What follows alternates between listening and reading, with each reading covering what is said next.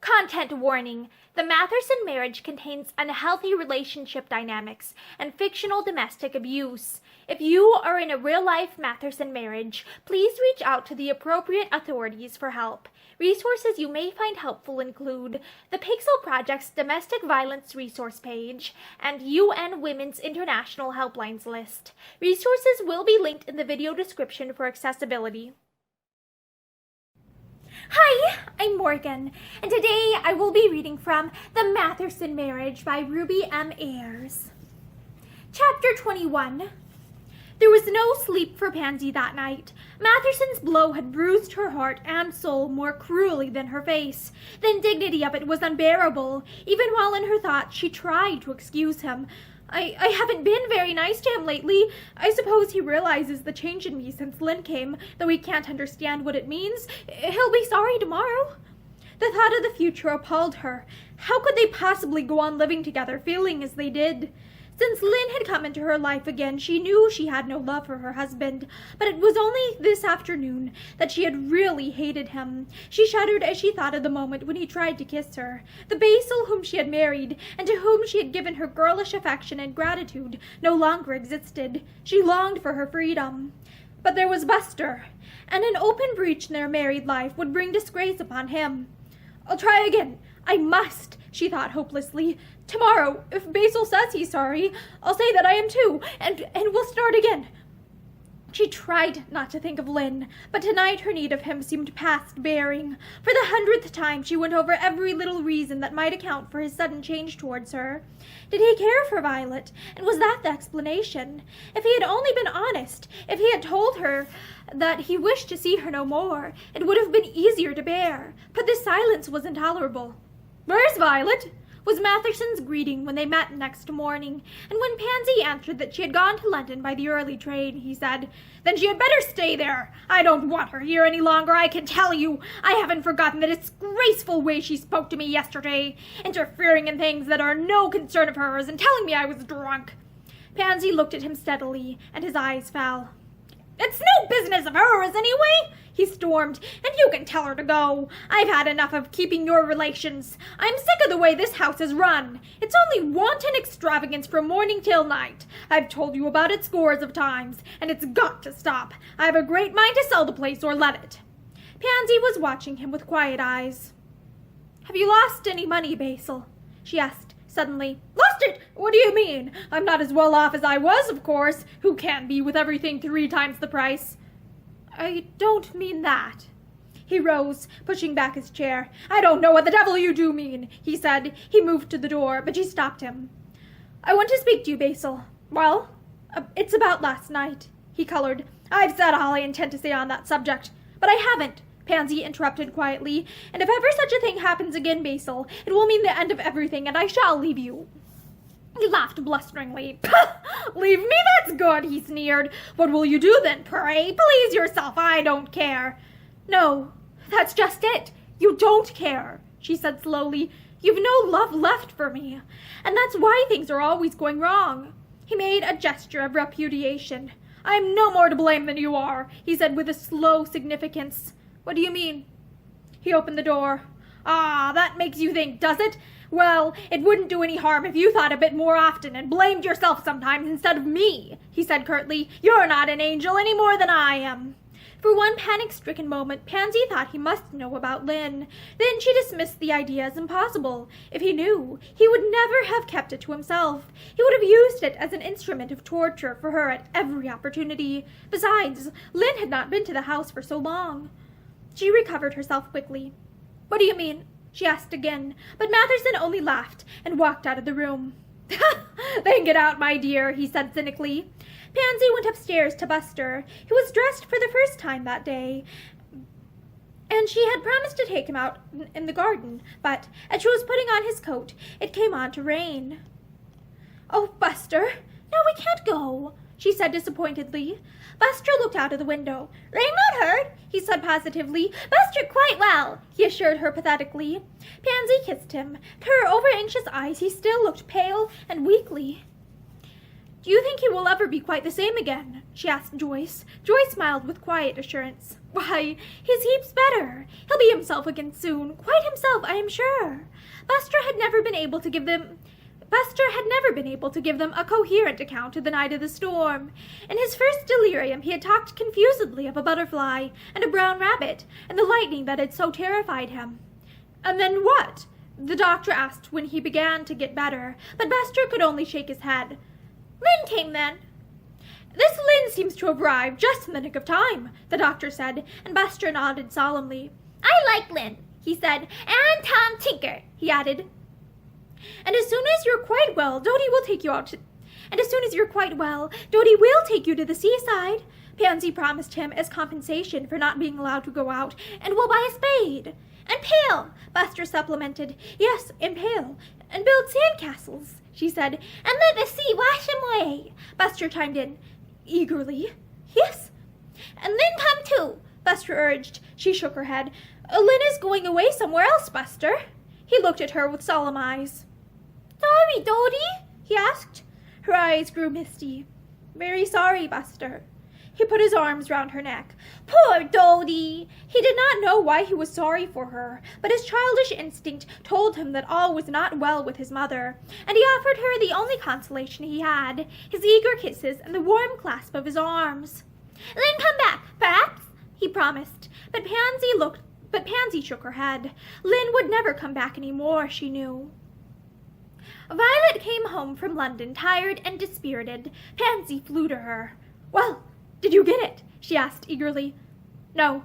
Violet seemed to avoid her sister's eyes. He said I wasn't experienced enough. He said if I could do shorthand, and, of course, I had to say... He asked if I could do shorthand, and, of course, I had to say no, and that did it. Did shorthand matter? Pansy asked. Violet laughed. Matter? Of course. He said the last girl he had could do 100 and something words a minute, and he asked how many I could do. He'd been very nice till then, but that froze him up. He said it was no use wasting my time any more, so I cleared off home, she added disconsolately. What a shame. Never mind, you'll get something else. Violet went upstairs without answering. She met Joyce on the landing. The two girls looked at one another for a moment. Then Joyce said, I needn't ask. Your face tells me no luck. No, but that isn't what I look so rotten about. Violet slipped a hand through the elder girl's arm. Come to my room. I want to tell you something. She shut the door mysteriously. Can you keep a secret? She asked. I've kept a great many in my life, Joyce said dryly. Violet nodded. You would. You're the sort people tell things to. They know you can be trusted. This is mysterious, Joyce said, smiling. Oh, don't laugh, Violet said, distressed. It's something really serious. I'm sorry. Tell me. Violet took off her hat and ran her fingers through her hair. I have to tell something against myself, to tell you it all, she began, but that can't be helped. It happened in this man's office. Donaldson, his name is. I told you. Yes? Well, he was called out of the room for a minute just after I got there, and asked me to excuse him. I didn't mind, of course, but he was gone rather a long time, and there were a lot of papers lying on the desk. Business papers, you know. Well, I was interested, so I had a look at them. Just a casual look, and I saw a name that caught my eye. You know how it is. A name you know seems to leap at you out of any paper, doesn't it? Yes, I know what you mean. Well, this did. Violet looked at Joyce appealingly. I didn't really mean to spy. I was only interested to see what sort of work he would expect me to do. So when I saw Lynn's name, Mr. Ramsden's name? Yes, and that isn't all. Violet came over to where Joyce was sitting. It was a copy of a letter written to him, she said in distress, and before I knew what I was doing, I'd read the beastly thing. Well, Violet drew a long breath. It was to say... I can't remember the words exactly. It was all written in lawyer language, you know, but it was to the effect that the purchaser of Chiswell's had paid over the money for it, and did Lynn wish it to be paid into his account, or sent, with a sum realized by the sale of various shares and things, to... Whom do you think, Joyce? Joyce was looking rather bored. My dear, I haven't the least idea. To Basil, Violet said. Mr. Matherson? Yes, and that isn't all. What else, Lynn? Joyce asked tensely. It was a huge sum, Violet went on. It was 15,000 pounds. The two girls stared at one another. Oh, aren't you mistaken? Joyce asked blankly. Of course not. I've got eyes, haven't I? I tried to see if there were any more letters about the same thing, but Mr. Donaldson came back, and I couldn't. But why in the world Lynn's paid all that money to Basil, I can't imagine. Probably some business transaction. Rubbish! Basil hasn't got any business. I've a great mind to tell Pansy and see what she thinks. Joyce looked up quickly. Oh, no, I shouldn't do that. Why not? Joyce shook her head. There's no need to worry her about a thing like that. I shouldn't tell her, Violet. Violet began wandering restlessly round the room. Oh, well, if you think I'd better not, she said reluctantly. But it's like a bit out of a story, isn't it? Am I walking into a strange office and discovering a mystery? Joyce laughed. Hardly a mystery, is it? I suppose not, but all the same, in my bones, I feel as if what? Joyce asked, as she stopped. Violet shrugged her shoulders. Oh, nothing. So your services were not required, Matherson said cynically at dinner that night. Violet looked up with angry eyes. I didn't expect they would be, she answered shortly. Neither did I, he agreed, his temper improving now he had aroused hers. One needs to be useful, my dear Violet, nowadays, as well as ornamental. Fortunately for some of us, perhaps, Violet said nastily. Pansy touched her gently under cover of the table, and her eyes flashed a warning. Violet gave a resigned sigh. Oh, all right, she said, but afterwards, when she and Pansy were strolling round the garden together, she broke out. How you have lived with him all these years, I don't know. I've hated him ever since he hurt you yesterday. We've all got to forgive and forget, Pansy said. I'm tiresome too sometimes. You? Rubbish! You make me cross when you talk like that. She unlinked her arm. Let's go down the road a little way, shall we? If you like. It was a hot night, but dark, with that still, velvety darkness that often follows excessive heat. The afternoon's rain had refreshed the country, and it smelt sweet and cleansed as they turned into the lane. This bit always reminds me of Lidstow, Violet said with a half-sigh. Do you remember? She broke off as a man's figure loomed suddenly out of the darkness in front of them. Why, it's Lynn, she said eagerly. Lynn stopped abruptly at the sound of his name and half turned. Why, oh, is it you, Violet? He asked uncertainly. Yes, me and Pansy. Were you coming to see us? Violet inquired eagerly. No, at least Lynn's voice broke discordantly. Is anything the matter? Violet demanded suspiciously. You're not very polite, and you haven't seen Pansy for ages. She tried to see her sister's face through the darkness. Goodness, how queer you both are, she said vexedly. What on earth is the matter?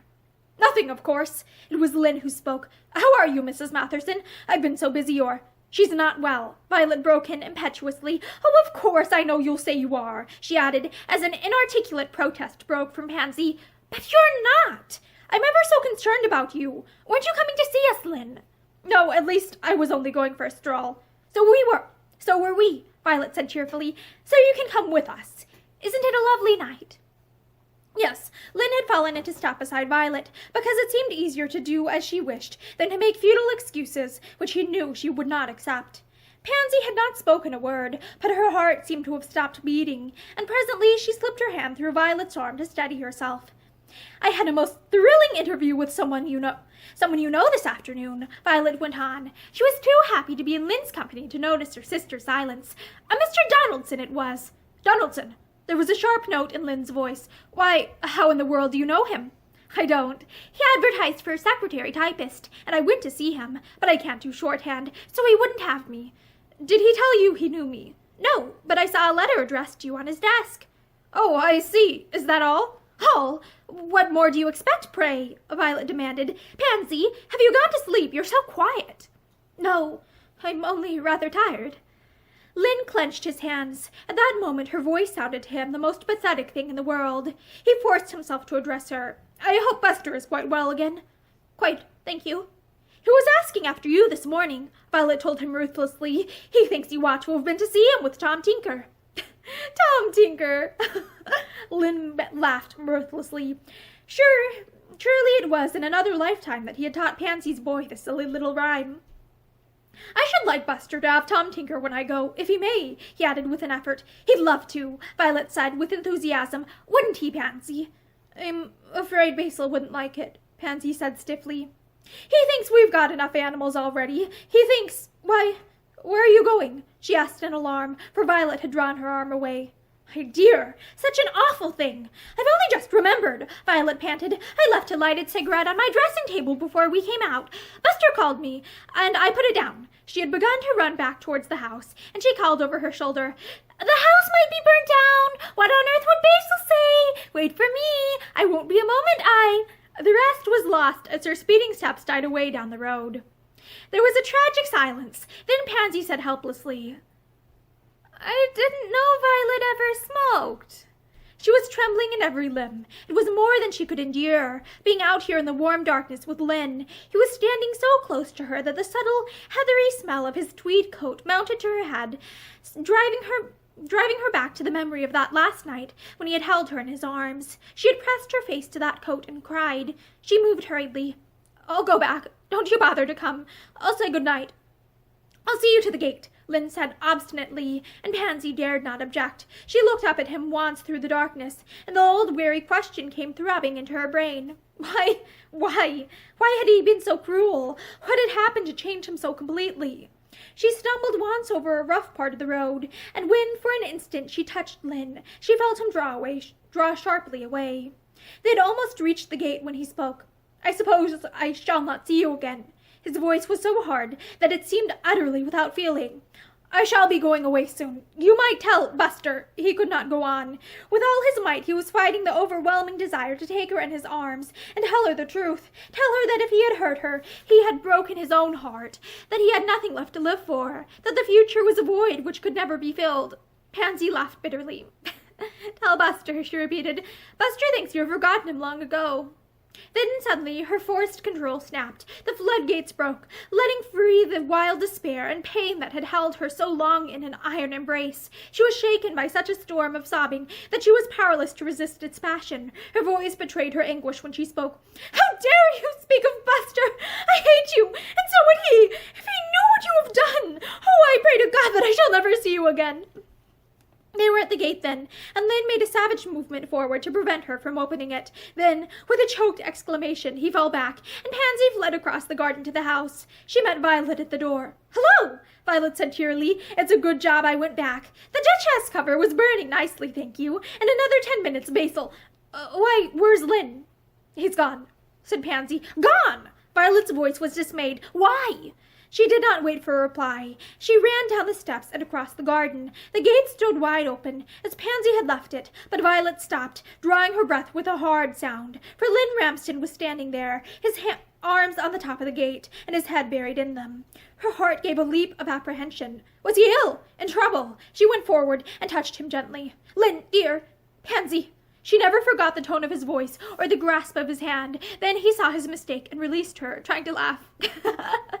It's you, Violet. Sorry, I must have been dreaming. It's such a hot night, and my confounded head aches like the devil."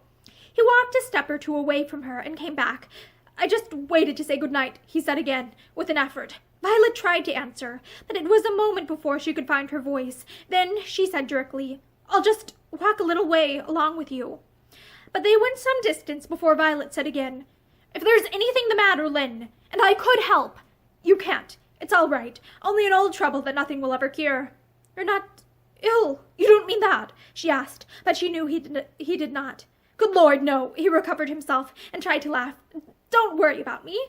I'm all right." Violet felt herself trembling. There seemed to be a rough hand at her throat, choking her. "But I've got to know. I will know," she told herself desperately, but in her heart she knew already. Presently she spoke the thought aloud. "Lynn, is it Pansy?" She heard him catch his breath on a rough sound that was almost a sob, and she put out her hand and timidly touched his arm. In that moment he seemed almost a stranger to her. "Oh, Lynn, I'm so sorry." "It's all right. I had to be used to it after all these years." "You've cared all this time." The silence was unbroken for a moment. Then Violet asked huskily, Does Pansy know?"